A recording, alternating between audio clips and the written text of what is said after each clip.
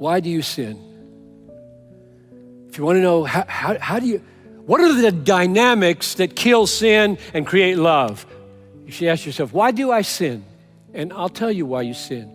Because sin makes promises to you. And you believe them. Sin promises you, promises your children, promises your clients. Sin promises them what I have to offer. I'm sin now talking. What sin has to offer is better, more satisfying, more enjoyable, more hope-giving than Christ.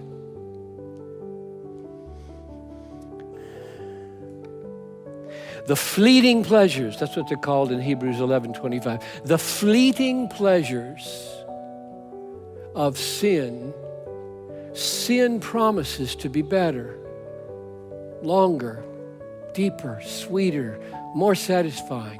And to the degree that we are deceived by those promises, we sin. Nobody sins out of duty, right? Nobody gets up in the morning and says, got an obligation, I got to sin some today. No, nobody sins out of duty. We sin out of pleasure seeking.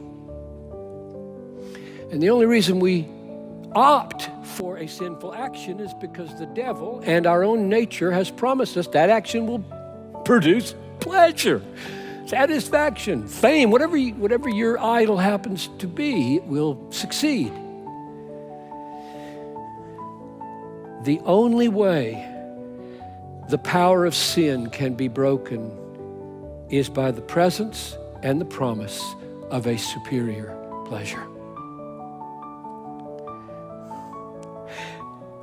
Yes, I know there is a willpower path to holiness. But to the degree that it succeeds, it fails. Because with every sin that you conquer by willpower, 7 devils of self-righteousness come in and take its place. Willpower conquering of sin is not a conquering of sin. It's an exaltation of self. There is one way to conquer the promises of the pleasures of sin, and that is with the power of a superior pleasure, and his name is Jesus, and the way he is experienced is called saving faith.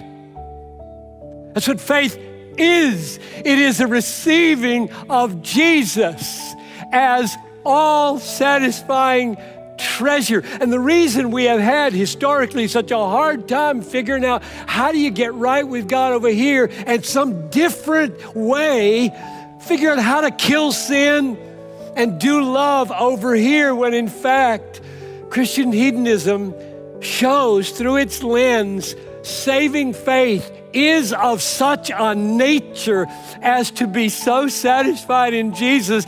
It is the power that makes sin lose its compelling force.